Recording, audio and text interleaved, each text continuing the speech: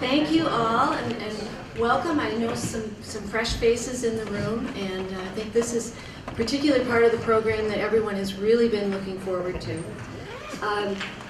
I'm Susan Schneider. I'm director of the LL.M program right now, for those of you that I haven't met. And it's really my honor today to introduce our distinguished speakers and to provide you with a little bit of information about the current LL.M program and what we're doing right now that is all built upon the foundation that these three gentlemen created for us. When the LL.M program was first created over 30 years ago now, American agriculture was in the throes of an economic crisis, and attorneys turned to the LL.M program for the expertise that was really needed to address the vexing legal issues that faced farm and agribusiness clients. And these issues are still very important, and that's still a role that the LL.M program can serve.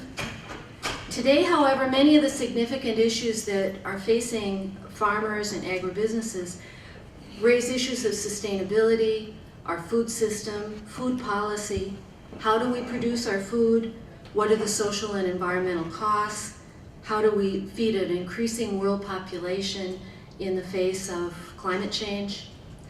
How can consumers learn more about the food that they produce? And how can we reconnect those consumers to the agricultural system that feeds them? Again, attorneys are turning to the University of Arkansas School of Law and its LL.M program for this expertise. And one of the delights of my job every year is to welcome a new class of talented attorneys that are really excited to be here and studying issues that they really can't access anywhere else. I hope everybody has an opportunity to pick up the flyer that we have on the bios of this year's class, because we've got a tremendous class coming in, lots of good expertise, good experience, and I know it's going to be a great year for us. Our classes this year reflects the current classes, where they're a dynamic mix of farm kids and city kids, traditional agricultural law interests, and progressive food policy interests. We bring together diverse groups of people that need to talk to each other and that need to understand each other better, and we're just delighted to be able to have that opportunity here at Arkansas. But we wouldn't be here and we wouldn't be doing any of the work that we're doing today if it wouldn't have been for the three speakers that I would like to present to you today. It was their leadership, foresight, dedication, and sometimes tenacity that brought about the wonderful LL.M program that they created for us. And with that, I will just introduce the three speakers, and then I'm just going to sit down and listen to the show. First we have Judge Jake Mooney. And when the faculty of the University of Arkansas School of Law voted in 1980 or I guess it was the first vote was in 1978, you know how things take a while in the university process, to set up an LL.M program in agricultural law, the person that they looked to do that was Jake Mooney, who at that time was teaching at Virginia Tech, I believe, a very distinguished background already in agricultural law, with master's degrees from the University of Missouri Columbia in animal science and a master's in ag economics, his JD from the University of Missouri Kansas City, and he had taught at the University of Missouri, Virginia Tech, and Kansas State before coming here to Arkansas to join our faculty and to take on the huge task of setting up the LL.M program.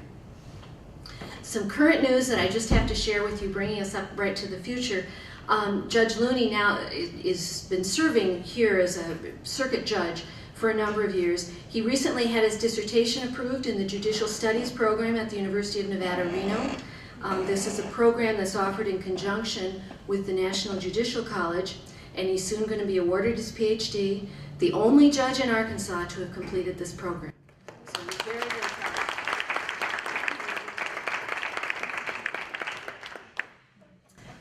Next to Jake, we have Neil Hamilton, and I feel like I've introduced Neil Hamilton so many times this week that I have it almost memorized.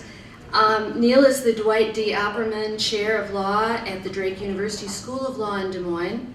He also serves as the director of the Drake Agricultural Law Center, which itself will be celebrating an anniversary coming up this year, 30th year. Neil has done tremendous work in agricultural law over the years. When Jake began to set up the LL.M program, he reached out, and Neil was the first professor that he hired to come here and teach. And I think that, and since that time, Neil has continued in his leadership in agricultural law.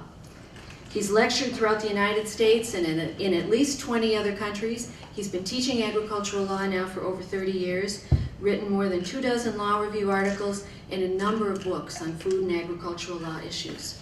We're delighted that Neil comes back every year to teach our introduction to agricultural and food law in the LL.M class, and then he comes back around in the spring to teach a course on rural development, rural lands, and rural livelihoods that picks up on many of the emerging issues coming to agriculture.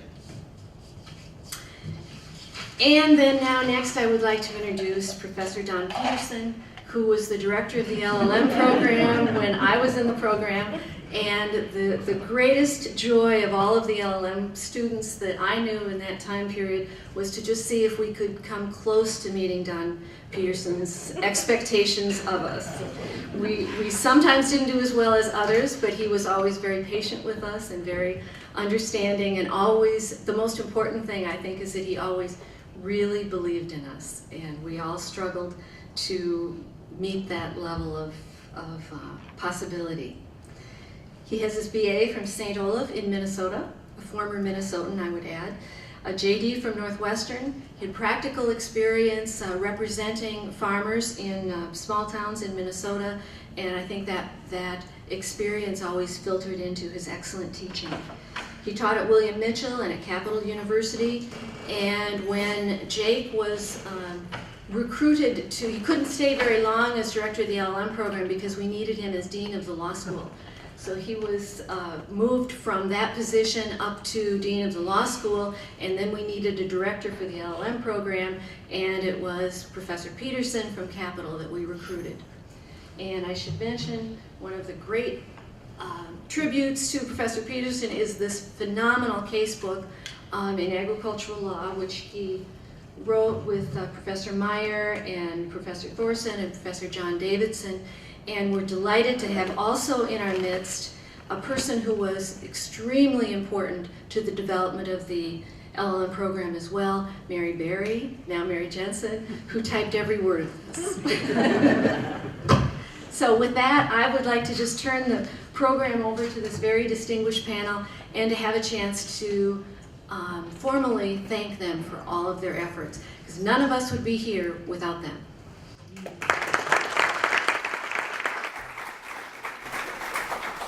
Well, I guess I get to go first, I guess because I was the first one here, but Susan suggested that I talk a little bit about what got me into agricultural law and then the basis of the program. I do want to say this is just so refreshing for me. I'm the only judge in a two-county circuit in Arkansas, so that means that I spend most of my time listening to people fight over birdhouses and recliners and whose dog did what to who. And well, Larry Froelich can do a program on dog bites if y'all ever need one. He is the guy on dog bites. But it's nice to be here and to relive some memories and see so many of you that I enjoyed working with. As Susan suggested, my interest in law came a little bit late because I actually started out in animal science with a plan to go to vet school and was at the University of Missouri and planning to finish a master's in animal science and go to vet school. And one of the requirements they had there was that you had to take a course outside the sciences, and they had an agricultural law course, University of Missouri, in the Ag Econ department that had been around for a long time. And I took that course, and I can remember coming home and Ira, my wife, after listening through a lot of this, said to me once, "You're going to end up going to law school, aren't you?" No. This is just interesting stuff. Well, by that fall, I had enrolled in law school and changed my whole program. Interestingly enough, before I finished law school, the person who had been teaching that course in Missouri wanted to go back and do some graduate work, and I had the opportunity to go back and teach the course that started my interest in this whole thing, and so that's kind of where I went from. Interestingly enough, about that time, and we're talking about the late 70s, there was this developing interest in the overlap of law and agriculture. It was about that time that one of Don's colleagues, Dale Dahl, and some other folks around the country began to talk about, well, there's enough of us, maybe we could create an organization, a group. And so some of us met first in Chicago and then later in Minnesota to create what became the American Agricultural Law Association. And then, as Susan suggested, the faculty here decided in the late 70s that they would like to get into graduate legal education, and had a lot of debates as to what field could Arkansas do that would be appropriate for this part of the world, but also within the resources that might be available. And a couple of the faculty members just kind of threw out, they'd heard a little bit about what was going on, threw out the idea of agricultural law. Drew Carson, who was teaching then at the University of Oklahoma, Mr. Enthusiasm, if any of you know Drew, was asked to come over and speak to the faculty about agricultural law. What is this thing, agricultural law? Well, by the time Drew left, they were convinced it was the greatest thing that could ever be offered, because he had them convinced that, it was the coming.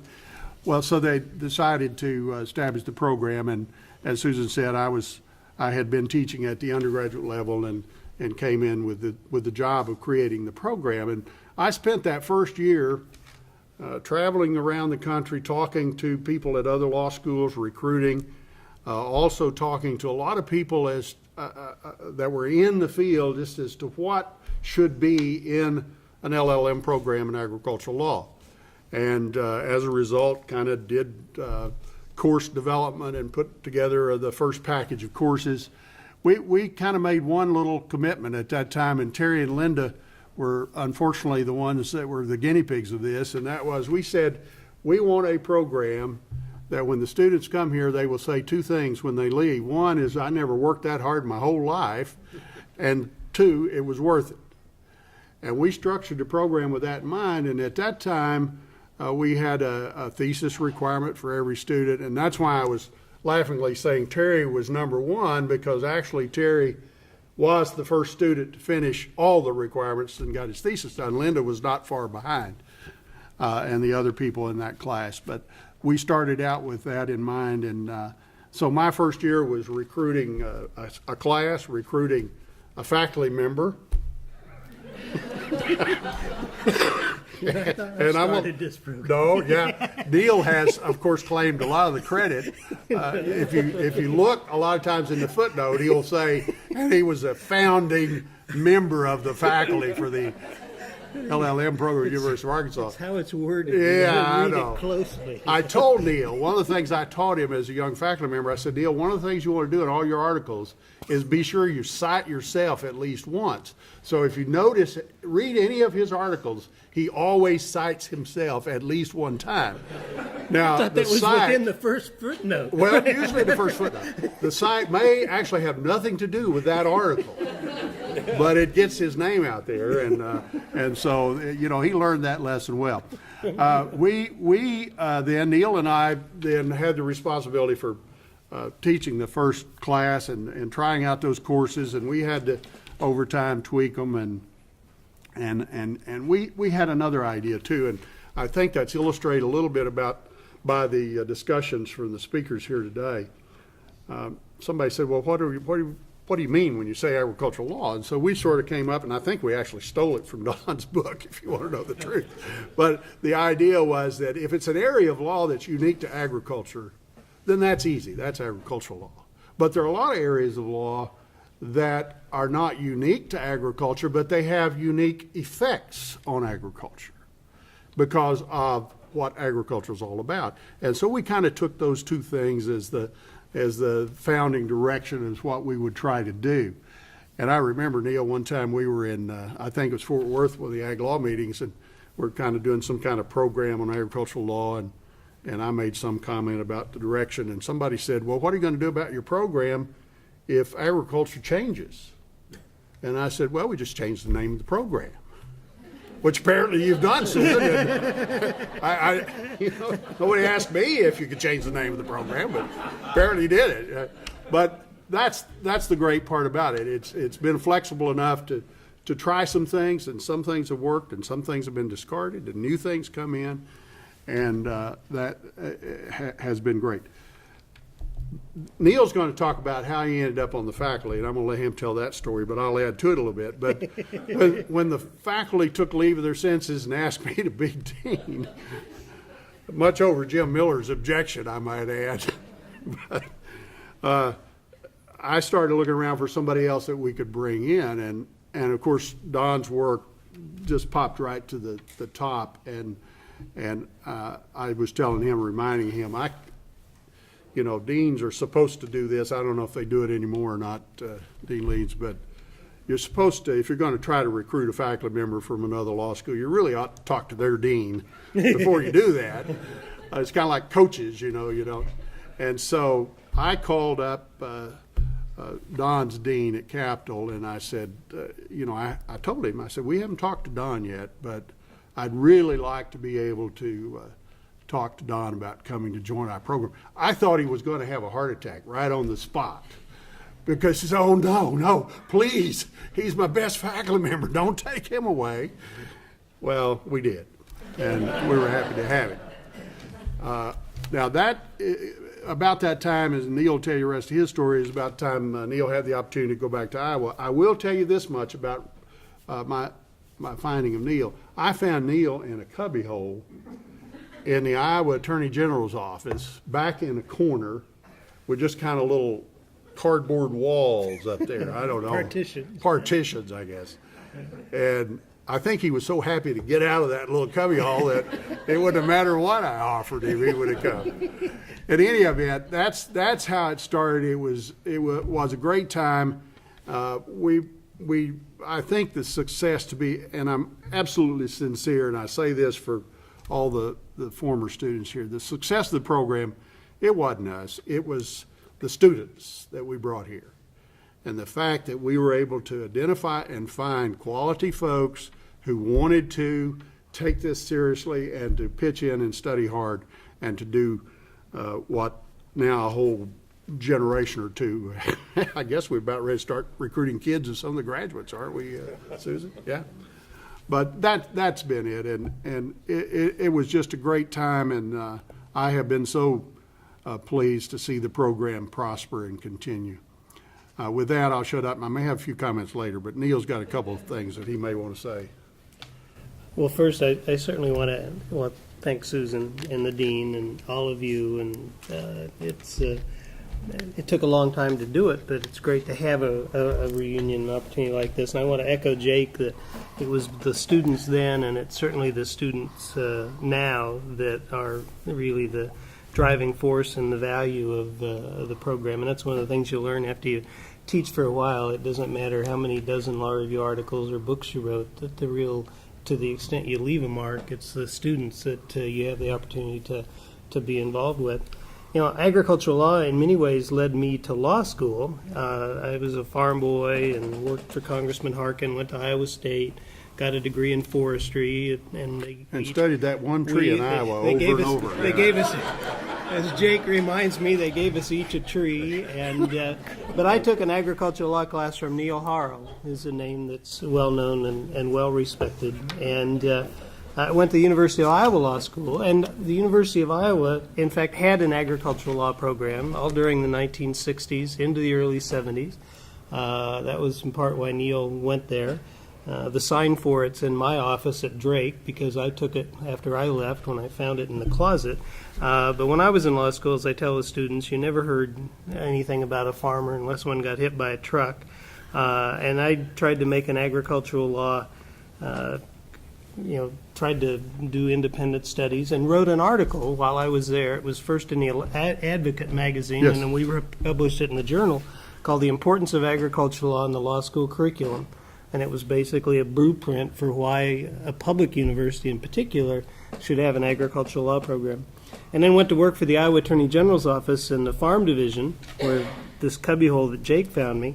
And one of my professors at Iowa and then colleagues at the university had been a professor here and was a close friend of Dick Atkinson's, and that was Bess Ozenbaugh. And Bess one day told me, she says, "Oh, you know, I've heard that the University of Arkansas is going to create an LL.M. program in agricultural law." And I've told you already I'm a little Iowa-centric, and I can remember what I thought. What in the hell, Arkansas? You know, what? And then she said, "Well, my gosh, you know, they've got chickens and they've got all this stuff." And okay, you know, and about that time, I get a phone call from Jake Looney. And Jake says, "I'm going to be in Des Moines, and I want to tell you about this LL.M. program, and I want to talk to you about it. And you're going to be around such and such." And I said, "Okay." And I got off the phone, and I talked to Earl Willits, who was my boss, and I said, "Earl," I said, "Jake's going to be in town. He wants to talk to me about this LL.M. program. I don't know whether he wants me to be a student in it or whether he wants me to teach in it." And so Jake called back, and I said, "Why do you want to talk to me again?" And he said, "Oh, no, he wants you to consider being a professor." And so I flew down to Fayetteville. On my birthday, I was here. I'll never forget. It was January 22nd, 1981. It was like 70 degrees. They took me to B&B, and we had barbecue, and Whataburger probably too, and maybe Herman's while we were at it. And I took him down to the farm, and that's right. That's right. And it was quite an impression on the locals because they'd never seen a guy in designer jeans before. They were Levi's. Well, they were not. They weren't big gyms or whatever, right? But anyway, I should say, you know, I was only here for 2 years, so I'm the thin filling in this sandwich of knowledge, so I won't make this very long. But I had the great opportunity to be hired and come down here. And, of course, this program, and Jake was sincere about how we work people, and God, they took 30 credits in this thesis. And as a new professor, he said, "Okay, here's your 2 classes you're going to teach each semester." Well, these were all brand new classes. I'd never taught them. Nobody had ever taught them. There were no case books. So it was a little bit challenging, right? And if you see the picture, I was fairly young, 27. Most of the students had been in practice longer than I'd been out. I'd been out of law school for 2 years. And so I developed 4 new classes during the first year when I was teaching. It was only later when I've been on the hiring committee, and you talk about hiring people, and they said, "Well, can I have some relief semesters so I can prepare my new class?" I mean, what do you mean? I didn't even know that was an option. So I didn't have that option. And so I was here and taught and had only been here for a year, and then the opportunity for Jake to become dean came up. I managed his campaign successfully.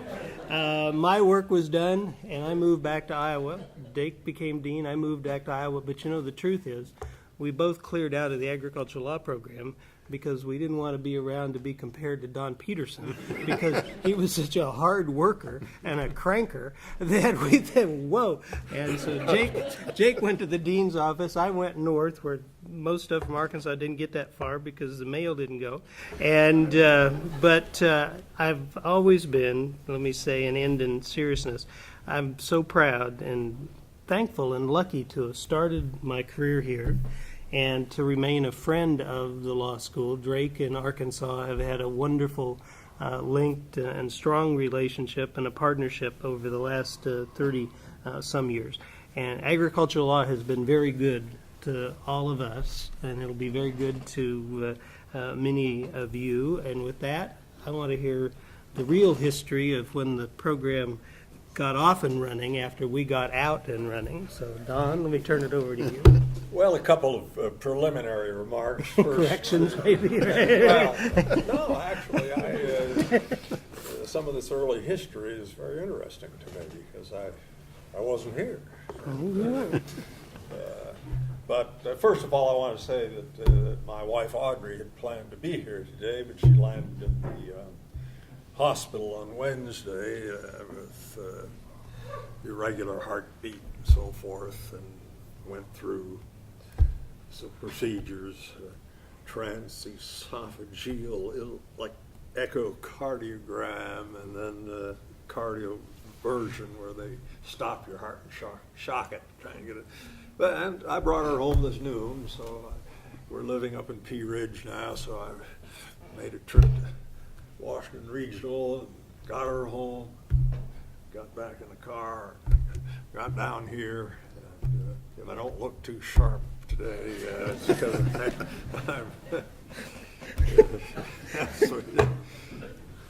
Another preliminary remark, you were talking about dogs and Larry Froelich. I remember his principal paper for the LL.M. program. When can the farmer shoot the dog? That's right. That was it. That's right. It just shows you the breadth of agricultural law. Well, Susan had asked all of us, I guess, to tell a little how we got interested in agriculture and agricultural law. And of course, my story is very different than Jake's story or Neil's story. My father was a Lutheran minister, and after World War II, a Veterans Administration chaplain. My mother's father was a Lutheran minister and had brothers who were Lutheran ministers, and it just goes clergyman. So I didn't grow up on any farm, but what happened was that I landed a job with the U.S. Forest Service in the working in the summer of 1957 on the Knicksey National Forest in northern Idaho. That's right up by the Canadian border. And we were dealing with disease control. Blister rust fungus attacks and kills the western white pine, various methods of dealing with that disease, including chemical treatment of trees, things like actadione and phytoactin, and some summers fighting forest fires all over western Montana and Idaho and eastern Washington and so forth. And it sure did get me interested in forestry issues, both public and private. But Should have gone to Iowa State and studied that tree. yeah, a bit of a mistake. But once got through with law school and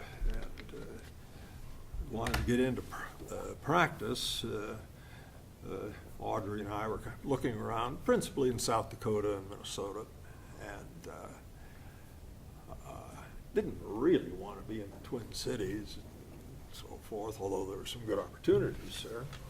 And I just happened to drift through the law school at the University of Minnesota and read their bulletin board outside their placement office and picked up on a vacancy in a law firm in Wheaton, Minnesota, which is a small town right out where Minnesota and South Dakota and North Dakota kind of come together.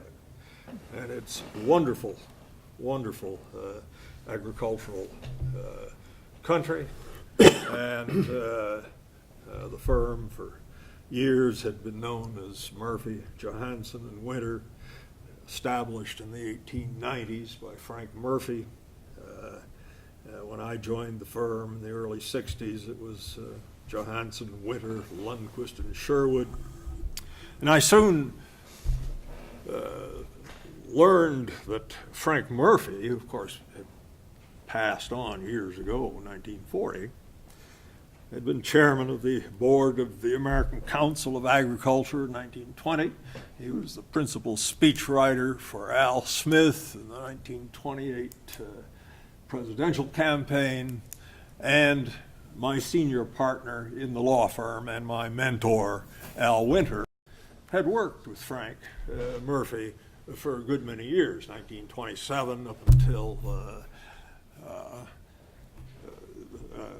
Murphy's death in 1940. And so I came into this law firm in this wonderful small town that we were looking for And there was kind of an aura about the law office. I mean, you walked in, there was a big picture of Frank Murphy, among other things that I saw. And an extensive, and I mean extensive, clientele of crop farmers and livestock operators and dairy farmers and rural banks and drainage districts and agricultural cooperatives and farm implement dealers and aerial sprayers and turkey growers with the same big houses they have down here in Arkansas. And the Farmers Home Administration was a client. And in addition, we had a really extensive litigation and appellate practice, and we were working over like 14, 15 counties, and sometimes associating counsel in South Dakota and practicing over there. And I got in the midst of all of that, and there's no doubt that's how I became an agricultural lawyer. The nature of the practice and a wonderful mentor in Al Winter. I even back in those days had one food contamination case, but there isn't time to talk about that today. It's pretty interesting. While I was practicing law, I got to know Dale Dahl, and if you haven't run into his name, you will. He was a graduate student then at the University of Minnesota, and he was working for a PhD in agricultural economics, but he got the faculty to agree that as part of his PhD work, he could do the first year of law school. And that's what he did, took the first year of law school. And I got to know Dale, and we got to be good friends, and we started doing cooperative extension programs for farmers out in rural Minnesota. And then when we both had faculty positions in the Twin Cities, we started doing a lot of writing together, particularly about farm labor issues. We really got interested in that. Then I came to know John Davidson, one of the co-authors of the casebook, who was teaching ag law at the University of South Dakota, when we put together our first agriculture and law continuing legal education event in Minnesota, which was in May of 1973 in Marshall, Minnesota. And got to know John.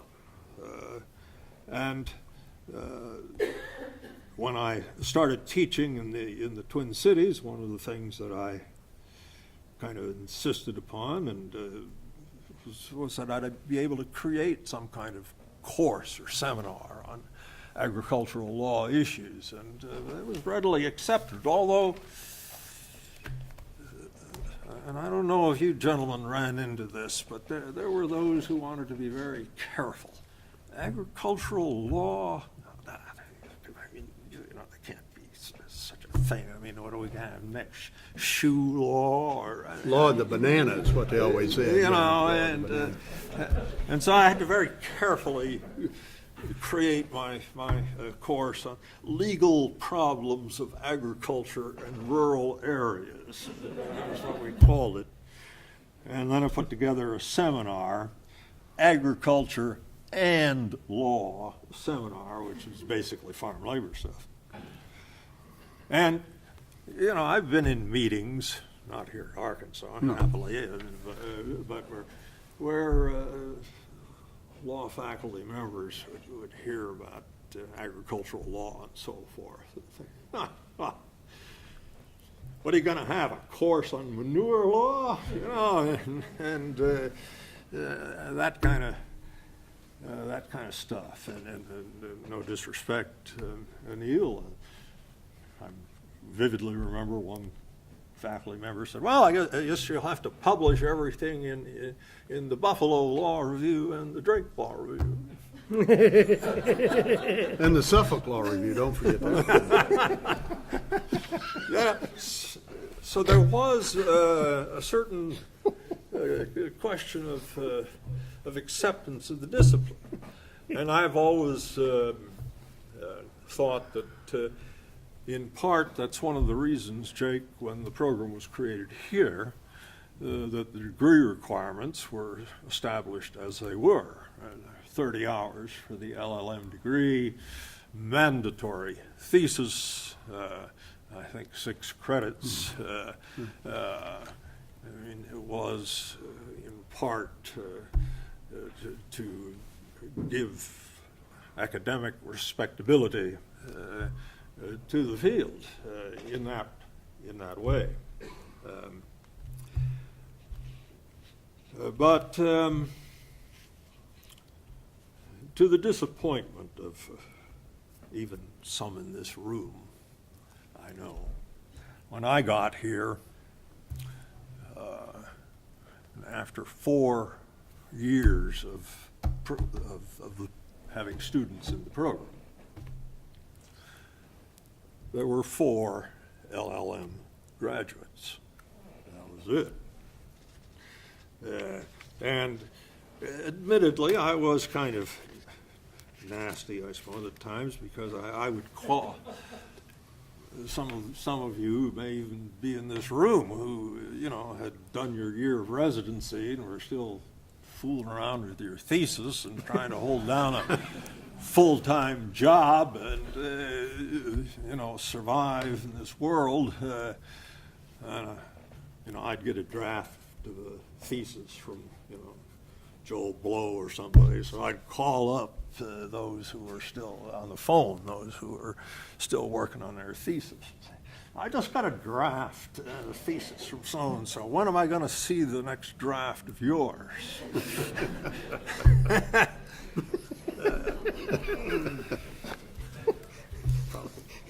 Wasn't appreciated a whole lot,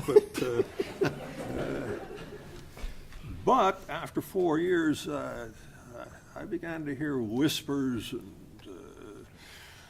little information circulated around that the University of Arkansas had some standards on small degree programs, and that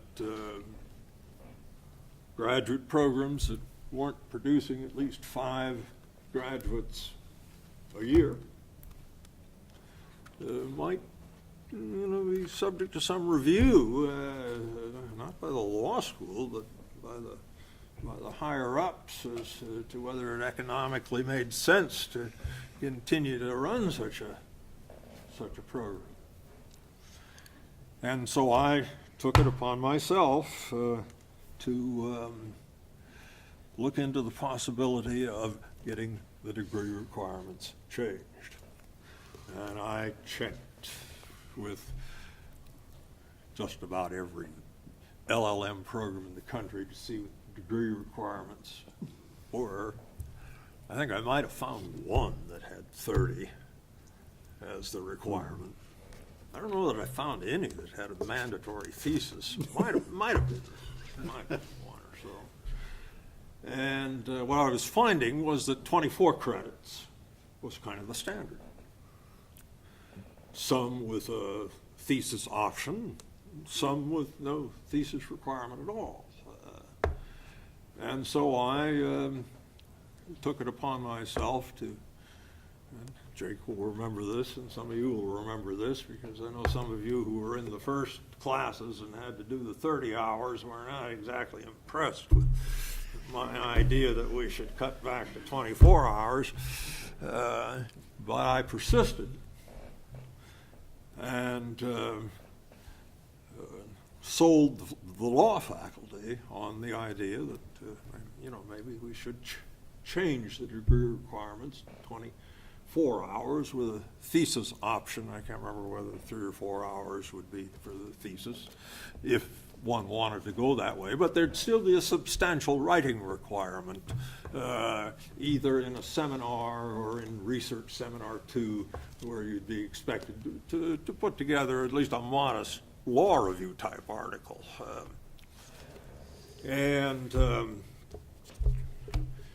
I don't know how much you remember about this, Jake, but oh my God, was that an effort. I mean, I had to go over and visit with the people at the College of Agriculture because we had a really extensive relationship with College of Agriculture at that time, and with so many people there, and then the graduate school. I mean, they were providing assistantships for our LL.M. students, even though we weren't exactly part of the graduate school, but nevertheless, that's where assistantship money was coming from. And I can remember sitting in the office, and I think you may have been there with whoever was the dean of the graduate school, and not terribly impressed with this idea. And then, of course, you had the higher ups in the university. I mean, this sort of change would take you all the way up to the board, or whatever they call it, the university as a whole. And it was kind of an exhausting undertaking, but by sometime in 1985, got it approved, and we made the change. And so those of you who are here now can thank me.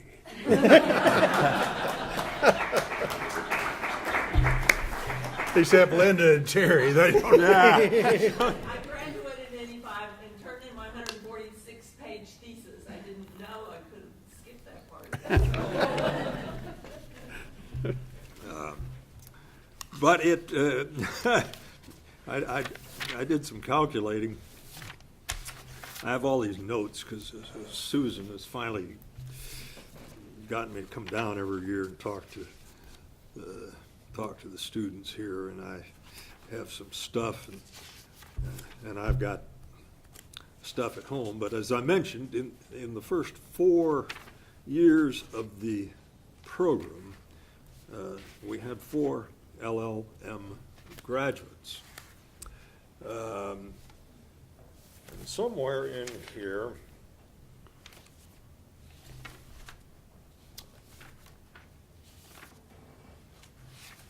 just give me a moment. As I told you, I'm not as alert today as I sometimes am.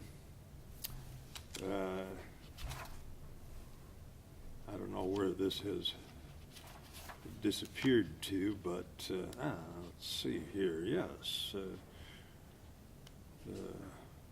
first 4 years, 4 graduates. The next 6 years of the program, 64 LL.M. awarded.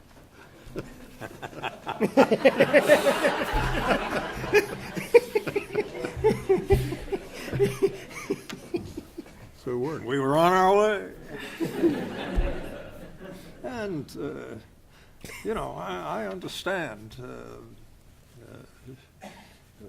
the concern of those who were here at the very beginning, but I just felt like something had to be done about that. And so that's one of the things I did. Well, I can start rattling on here for an awful long time.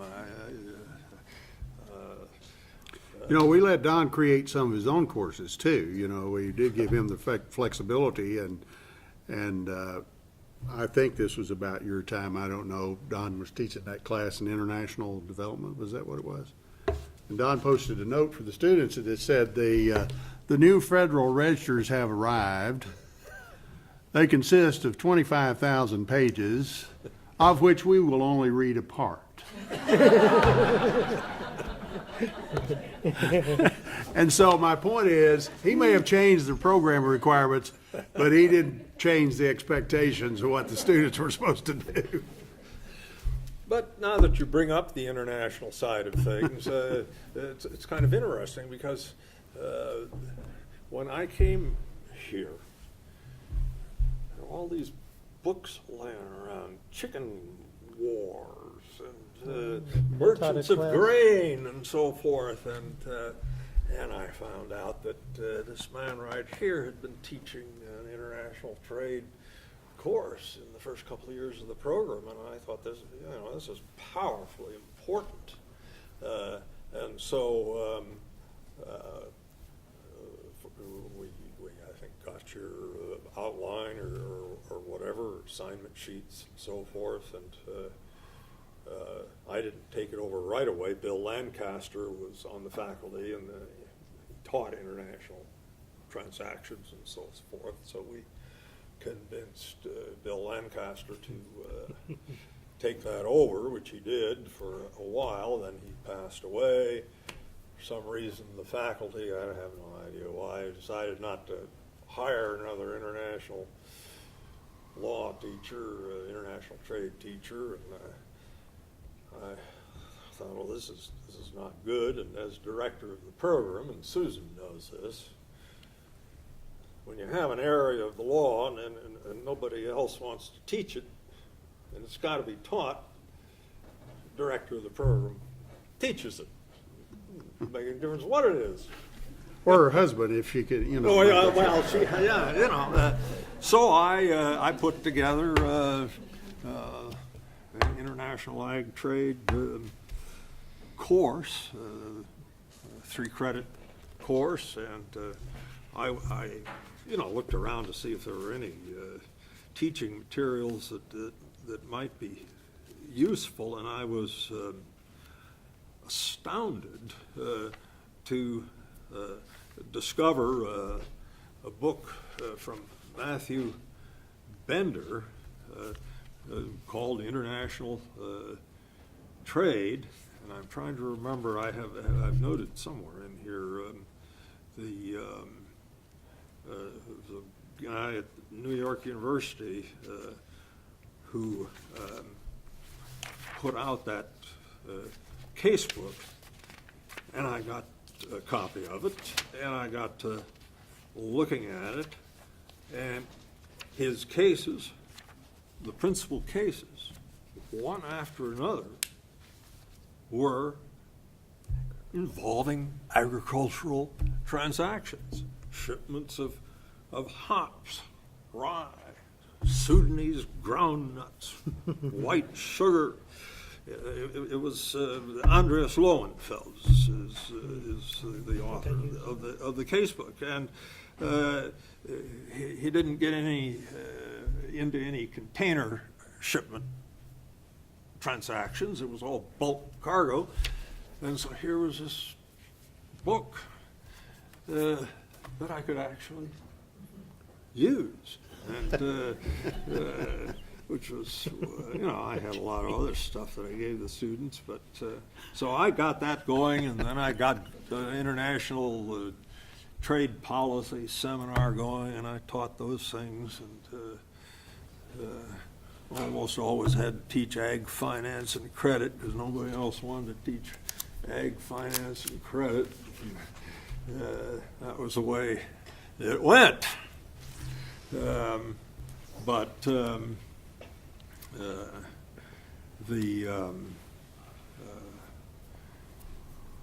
It's I have warned Susan about that, not to get too carried away. Let me just wear yourself out.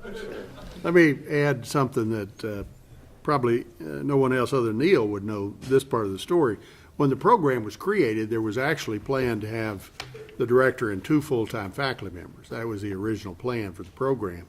Neil became the first, I became dean.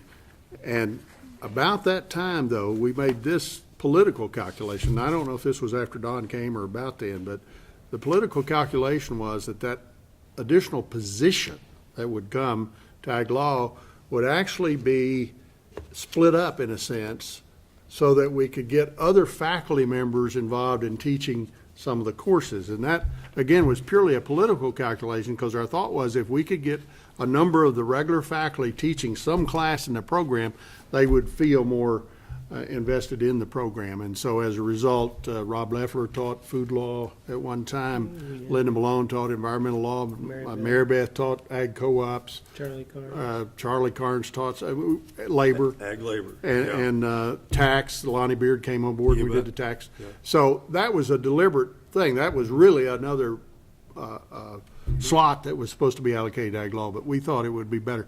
And I think that probably was a wise move Oh, because I it got agree. everybody kind of involved and more faculty who felt they had a part of the program.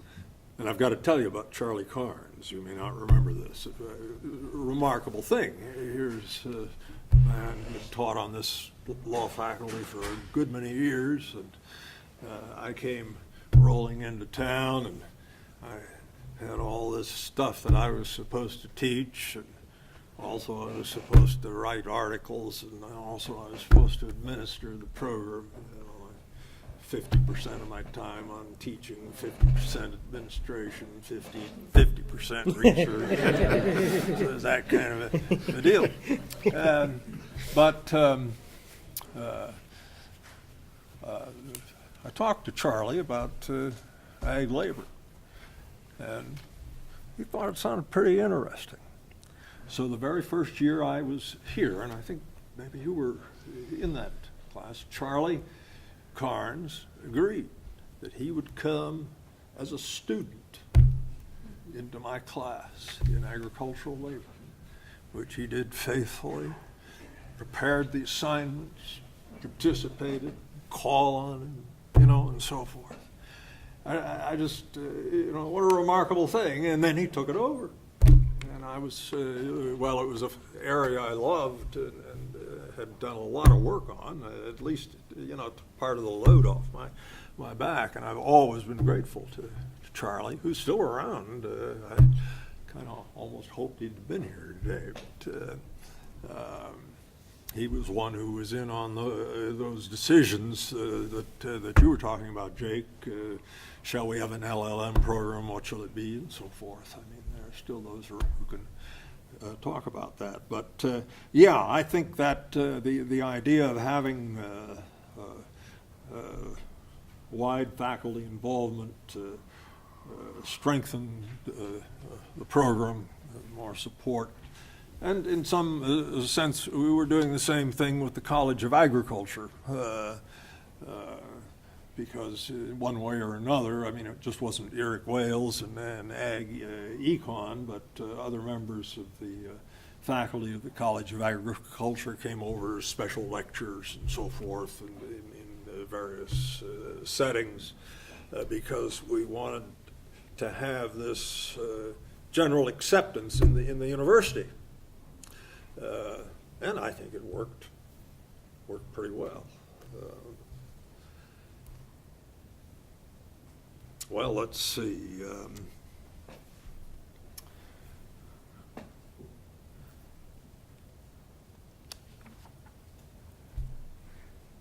I have to add one thing about who's responsible for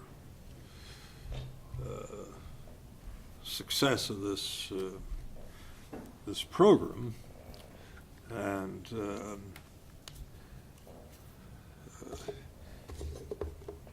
when we get into that topic, we come to somebody named Mary Berry. Now, Mary Jensen.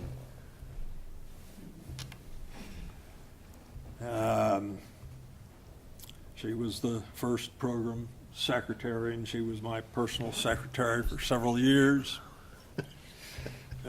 Cheerful, organized, knowledgeable.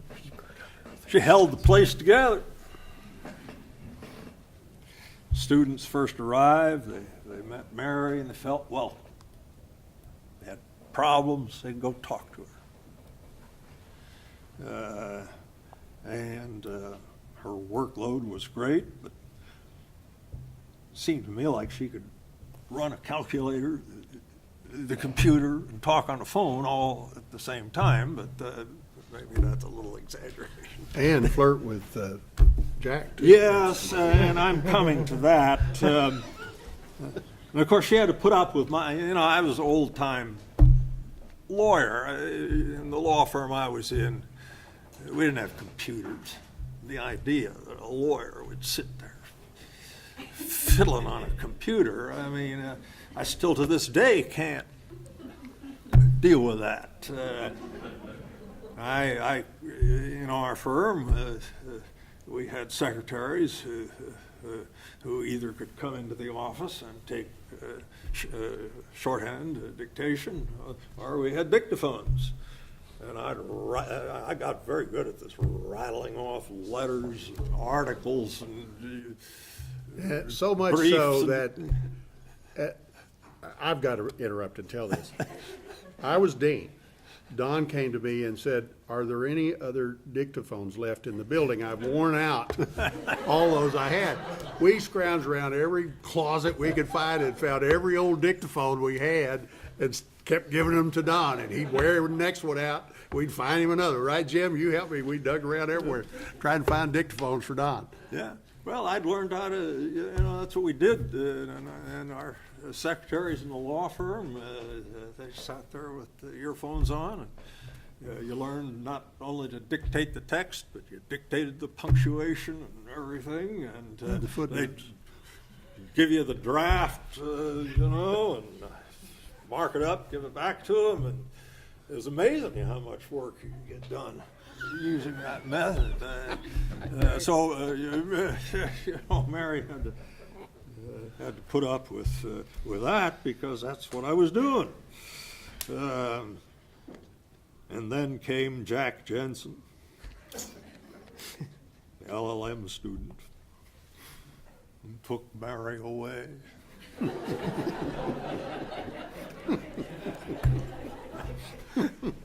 I'm not sure if it was you, Chris, but somebody helped me in 1990 write the annual newsletter for the LL.M. program. I looked at that the other day, and he wrote to Jack Jensen, "We will never forgive you for taking Mary to Kansas." Well, Chris, I hope you'll join with me now, after 20-some years. We forgive you, Jack. But, it can make a tremendous difference who you've got at that front desk, who supports you, who keeps things organized, whether you're in a law office or in a law school. And Mary is no doubt the best thing that ever happened to Jack, and for a few years I certainly was blessed by having her working for me. Well, where are we What at? about Domenico? Where are we at? Talk about Domenico. We He's have here. Domenico here. Domenico's here. This is He's a good illustration of our international. that's that's a good point to pick up on, because early on in the program we began to have some visiting scholars come in. I don't know if you remember Helge Wolf from the University of Copenhagen, who came here and spent a week, and that was a fascinating experience. Iqbal Hyder. And then Małgorzata Korzucha from the University of Warsaw in Poland spent several months with us, not as a degree candidate, but as a visiting scholar. There were others, and Domenico came initially as a visiting scholar, and he liked us well enough that he enrolled in the program. Domenico is on the faculty of the University of Bari in Italy. Still Foggia.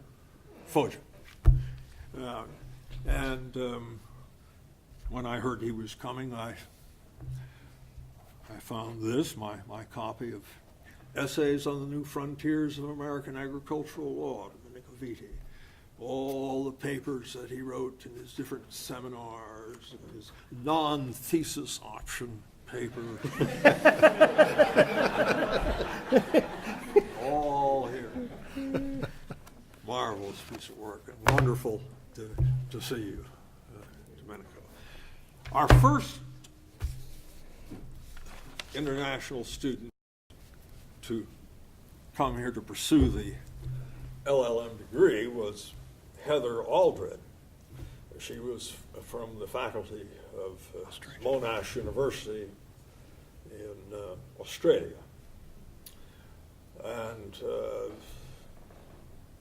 you know, how do we help finance her coming here, you know? And that was at a time somewhere in the early 80s, I think, when the law school really hadn't kind of gotten its first-year legal writing program totally put together. So we said, Heather, you know, you come, you'll be in charge of the first-year legal writing program. And so she came, and it was kind of an overwhelming thing for her. I've always kind of felt kind of bad about it. And she came here knowing her father was terminally ill, and he died in her fall semester. I was in the office when the call came in the spring semester. Her mother had died. Tough deal, but she was a remarkable woman, and our first international student. And we went on from there to students from Indonesia, from China, from Pakistan certainly, Germany. Italy. What did you say? Russia. Russia, yes, Russia. Germany. And if I could, Don, interrupt long enough, Yeah. I'll give a short report. Some of you will remember our romance that blossomed between international students, between Eric Stratting, who's from the Netherlands, and Henrietta, who was from Germany. And they both were here at the same time, and ended up getting married, and they now own property in Polk County, Arkansas, and come back every summer, you know, and so not only are they great representatives of the program, they're sort of honorary Arkansans. Oh, yeah. Yeah, Audrey and I hear from them rather regularly. Yeah, that's... Well, I hate to interrupt, but what I'd like us to do is continue this at our reception, because we have some people that are anxious to meet with us and talk with us across the street in the University House. Susan, before we move across the street, though, I'll step in and hasten to add that we may have to wait 15 years until we have another reunion and recognize you for your 30 years.